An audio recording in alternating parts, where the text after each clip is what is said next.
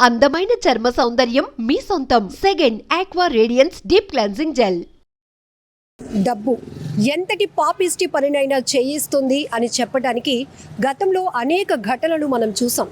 తాజాగా తిరుపతి జిల్లాలో జరిగినటువంటి ఈ దారుణమైన ఘటన చూస్తే అదే అనిపిస్తోంది. ఓ కుటుంబం, అది కూడా గిరిజన కుటుంబం, ఒక వ్యక్తి దగ్గర, ఒక వ్యాపారి వద్ద 25,000 రూపాయలు అప్పు తీసుకుంది. పాపం ఆ అప్పే ఓ చిన్నారి ప్రాణాన్ని తీసేసింది. ఆ గిరిజన కుటుంబంలో తీవ్ర విషాదాన్ని నింపింది. ఆ కుటుంబానికి చెందిన 12 ఏళ్ల బాలుడిని కిడ్నాప్ చేసి అత్యంత దారుణంగా హత్య చేసి రహస్యంగా పాతిపెట్టేశారు. ఈ ఘటన వెలుగులోనికి రావడంతో తీవ్ర భయాందోళనలు రేకెత్తుతున్నాయి. ఈ ఘటనకు సంబంధించి పోలీసులు ప్రాథమికంగా గుర్తించిన అంశాలేంటో డీటెయిల్స్లోనికి వెళ్దాం. తిరుపతి జిల్లాలోని చెవటపాలెం గ్రామంలో 32 ఏళ్ల అనకమ్మ, చెంచయ్య దంపతులు ఉండేవారు. వీళ్ళు సత్యవేడు గ్రామంలోని ముత్తు అనే బాతులు పెంచే వ్యాపారి వద్ద ఓ ఏడాది కూలి పనికి కుదిరారు. ఈ క్రమంలో అనారోగ్యంతో చెంచయ్య మృతి చెందాడు. దీంతో అక్కడి స్థానిక వ్యక్తి చెంచయ్య కుటుంబానికి 25,000 అప్పిచ్చానంటూ ఆరోపణలు చేశాడు. దీంతో ఆ వ్యాపారి ముత్తు అప్పు తీర్చేందుకు డబ్బులిస్తానని హామీ ఇచ్చాడు. కానీ దీనికి ఒక షరతు పెట్టాడు.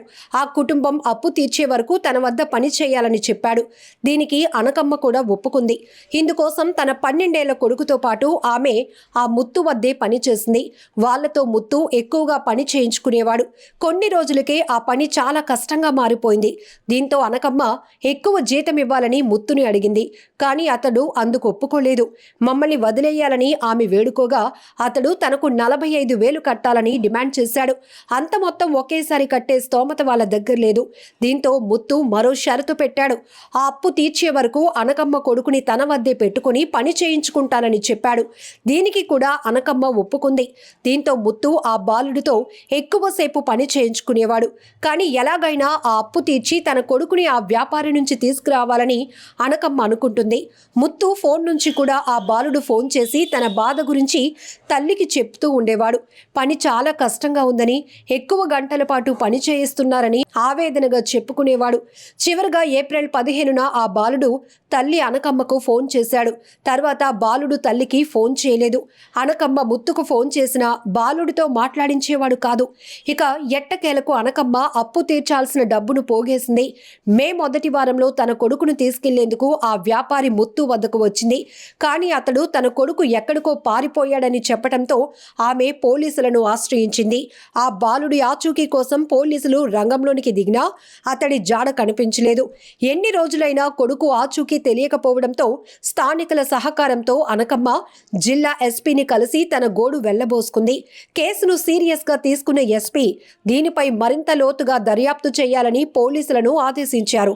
విచారణలో భాగంగా ముత్తుని అరెస్ట్ చేసిన పోలీసులు తమదైన స్టైల్లో విచారించగా అసలు విషయం బయటపెట్టాడు. ఆ బాలుడు చనిపోయాడని, తమిళనాడులో కంచీపురంలో రహస్యంగా అతన్ని పాతిపెట్టినట్లు ముత్తు అంగీకరించాడు. ఘటనా స్థలికి చేరుకున్న పోలీసులు బాలుడి మృతదేహాన్ని బయటకు తీసి పోస్టుమార్టం చేయించారు. బాలుడిని కొట్టి చంపినట్టు నిర్ధారణ కావటంతో ముత్తును కటకటాల్లోనికి నెట్టారు పోలీసులు. కొడుకు మృతదేహం చూసిన తల్లి గుండెలు అవిసేలా రోధిస్తోంది.